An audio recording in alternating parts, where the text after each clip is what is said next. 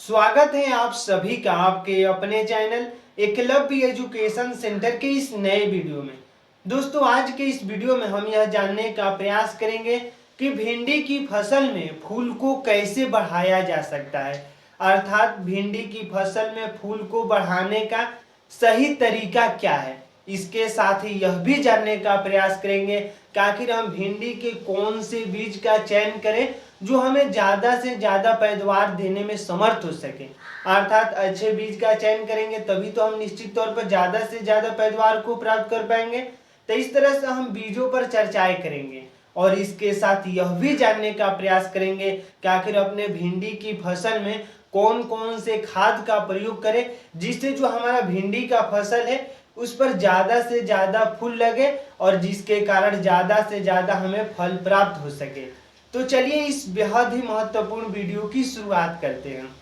सबसे पहले बता दें कि अभी जैसा कि आप जानते ही हैं कि अभी अप्रैल का महीना चल रहा है और इस अप्रैल के महीने में गेहूं की जो हार्वेस्टिंग की प्रक्रिया है पूरी तरीकों से समाप्त हो चुकी है और अभी किसान यही सोच रहे हैं कि आखिर हम किस फसल को उगाएं जो हमें ज़्यादा से ज़्यादा पैदावार देने में समर्थ हो सके। तो उसमें एक भिंडी भी शामिल है। अर्थात अगर आप गर्मी के सीजन में भिंडी की खेती करना चाहते हैं तो निश्चित तौर पर भिंडी की खेती करके आप ज़्यादा से ज़्यादा लाभ प्राप्त कर सकते हैं। तो अब आइए समझते हैं कि आखिर भिंडी की हम कौन से बीज का चयन करें जिससे हम ज़्यादा से ज़्यादा लाभ प्राप्त कर सके, अर्थात अपने भिंडी की फसल में ज़्यादा से ज़्यादा फूल को प्राप्त कर सके। अर्थात जैसे ही भिंडी की फसल में अगर ज़्यादा फूल लगेंगे तो निश्चित तौर पर जो भी फूल लगेंगे अगर हम सही तरीकों से छिड़काव करते हैं, उनका देख रेख करते हैं तो वह सभी फूल फल में तब्दील हो जाएंगे। इन तमाम तथ्यों पर हम जानकारी प्राप्त करेंगे। तो चलिए एक एक करके हम सभी तथ्यों को जानते हैं। सबसे पहले बता दें कि भिंडी के जो चुनिंदा सीड है यानी जो बीज है उसमें है पूसा सावनी। यानी अगर पूसा सावनी बीज का अगर खेती करते हैं तो निश्चित तौर पर यह भिंडी की सबसे उन्नत किस्म है।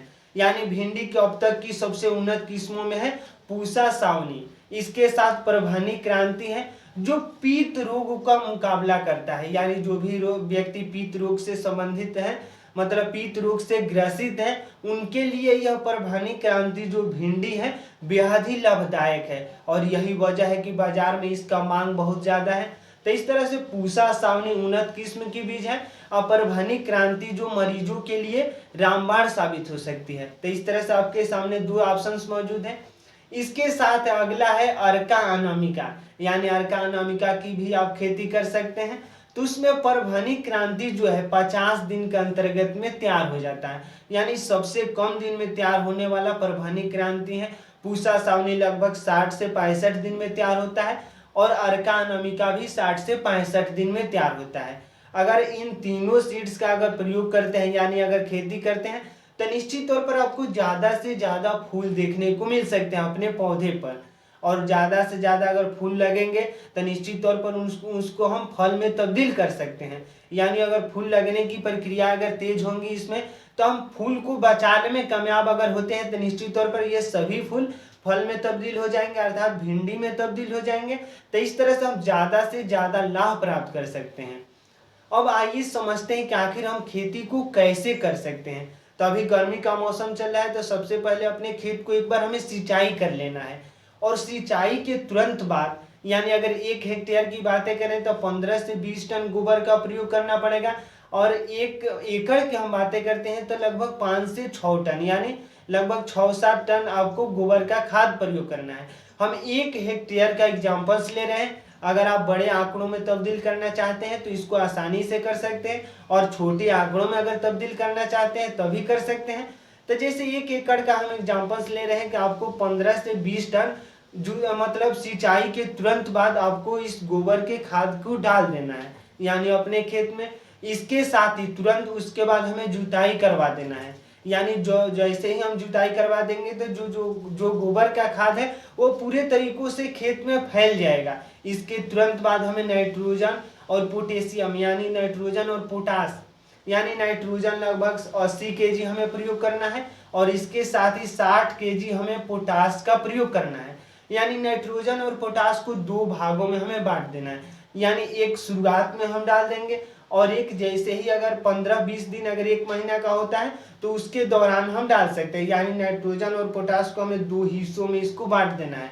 यानी 80 केजी नाइट्रोजन में से 40 केजी नाइट्रोजन बुआई के दौरान प्रयोग कर देना है, और जबकि 60 केजी में से 30 केजी पोटास हमें बुआई के दौरान प्रयोग कर देना है। और जो भी बचा खाद है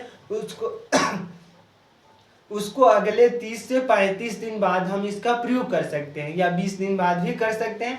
तो इस तरह से यह कुछ बेसिक खाद है। अगर इस तरीकों से अगर प्रयोग करते हैं तो निश्चित तौर पर अपने भिंडी की फसल में ज़्यादा से ज़्यादा आपको फूल देखने को मिल सकता है। अगर ज़्यादा से ज़्यादा आपके भिंडी पर फूल लगेंगे तो निश्चित तौर पर उसका फल में तब्दील कर सकते हैं। यानी सही समय पर छिड़काव कर देते हैं।